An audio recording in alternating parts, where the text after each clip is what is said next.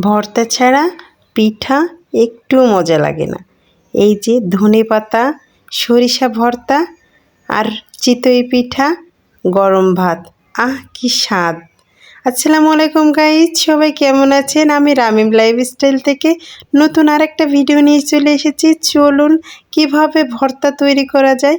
এই জায়গাটায় আমি কিছুটা সরিষা ধুয়ে সুন্দর করে পানি ঝরিয়ে নিয়েছি। সরিষার পরিমাণ কিন্তু অল্প দিতে হবে, না হলে তিতা লাগবে। কিছুটা পেঁয়াজ, রসুন, কাঁচামরিচ পরিমাণ মতো, আপনারা যেরকম ঝাল খান সেই পরিমাণ মতো দিবেন। এই জায়গাটা পরিমাণ মতো লবণ, ধনেপাতা। এখন আমি ব্লেন্ডারে ব্লেন্ড করে নিব। আপনারা চাইলে কিন্তু পাটায়ও বাটতে পারেন। এভাবে ভর্তাটা তৈরি করলে ভর্তাটা দারুণ হয়।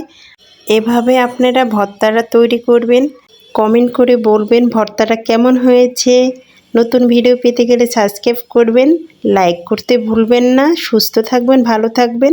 আবারও ফিরে আসবো নতুন ভিডিও নিয়ে।